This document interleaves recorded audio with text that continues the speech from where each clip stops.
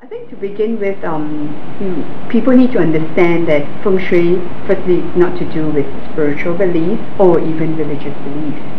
In the past, the consultants are usually coming from the background of being spiritual masters, and that's why at the same time they would do Feng Shui audits for a place. So to a layman, very often they find that, hey, why are the two together? Because when they do give the advice, they will usually encompass the two parts of it. Therefore, I like to highlight to people that, in fact, Feng Shui can be a standalone. It can be standalone, applied to any environment without any interference in terms of into their own personal beliefs. For example, like what some of the consultants who are spiritual masters, when they give the advice, they will say that, okay, you need to, this sector is good, and then you need to do some prayers and, you know, some practices in this area before you move into the house and things like that. So quite often some of these practices may not be in line with the client's personal beliefs, and that's where it would add on to the conflict. In classical Feng Shui, which is what I do, we are purely looking at the scientific aspect of it, which is the cosmic energies. We're all saying that where is the Qi coming from? And this Qi that we're talking about really comes from the cosmic environment.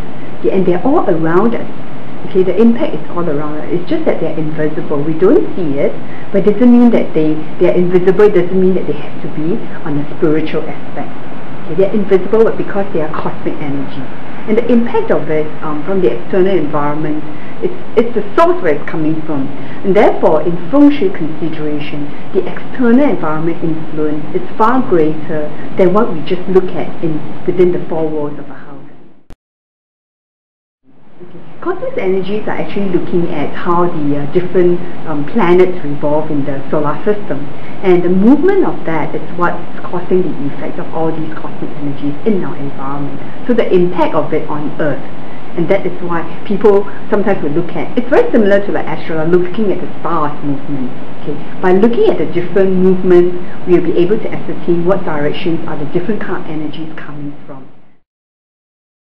Well, I would say you can call it metaphysical art or even a metaphysical science of it. Why we call it science is because some of the Feng Shui does originate in terms of, or rather the analysis part of it uses formulas, and some of these formulas in fact are similar to like a mathematical or a scientific formula, where, for example, if you look at the direction of a house, if it is a south direction, then what are the formulas that apply? Then we'll be able to ascertain which are the good sectors of a house based on the south-facing direction.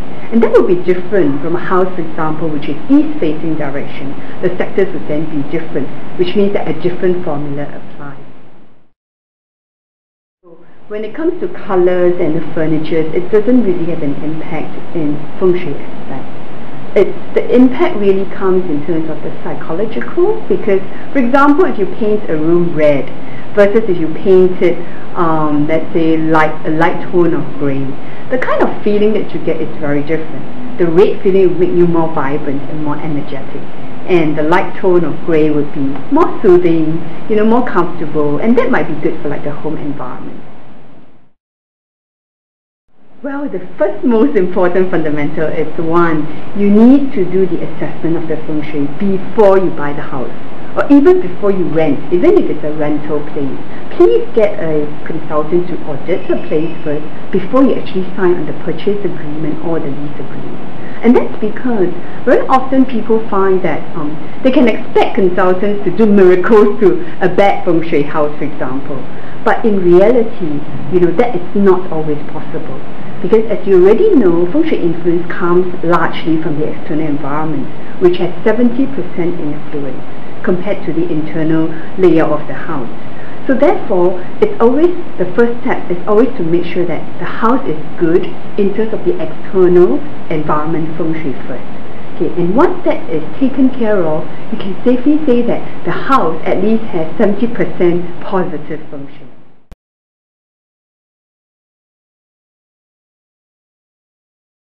Take a drive around the property. Now, people often like to step into the house that they wish to buy, and they'll start looking around and say, oh, how beautiful it's, the furnishing, the layout, the parquet flooring and stuff like that, but without really looking at what is surrounding the place. And when we talk about those surroundings, we're looking at different kinds of formations. And some of these formations could be either natural formations, or they could also be man-made formations. When we talk about natural formations, some of you would quickly think that it's definitely to do with mountains and rivers. And that's true. And when we talk about mountains, there are many different criteria when assessing a mountain. But to make it simple for laymen, we would say that a healthy looking mountain is what we are looking for.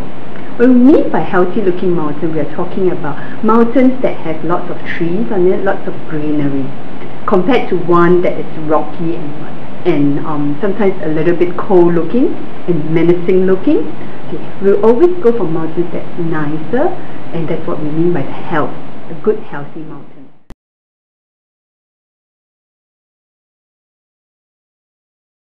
Now, the other natural formation will actually be river formation. When we talk about river formation, we will actually look at where, with respect to, again, the river location of the house that you're buying.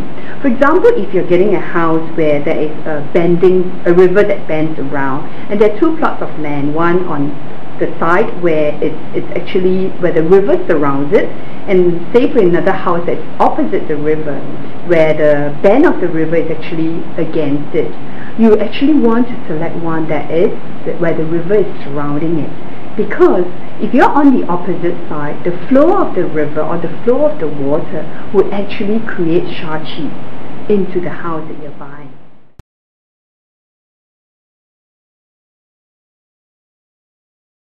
This concept can be applied to man-made formations, for example, highways. Okay. Highways are equivalent to river flow, how the water flows in the river. So if you are again in the same, let's say the same formation, and instead of a river it's a highway, use the same aspect of analysis and in terms of selecting the house.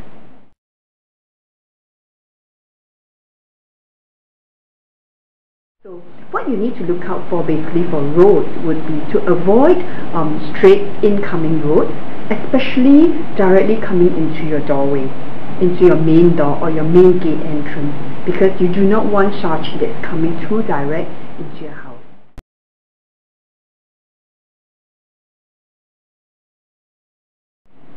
Other than that, we also need to look at, for example, other man-made formations like pylons. Because pylons are actually elements of fire, and because they also generate electricity and all those things. So the end that it is the source of energy, and it can become a sha qi to you. In addition to that, we also look at lampposts. These are all trees. We do not want them that smack right directly in front of your main door. And main doors is especially important because that's where the entrance of qi will be coming into your house. So avoid having structures like that.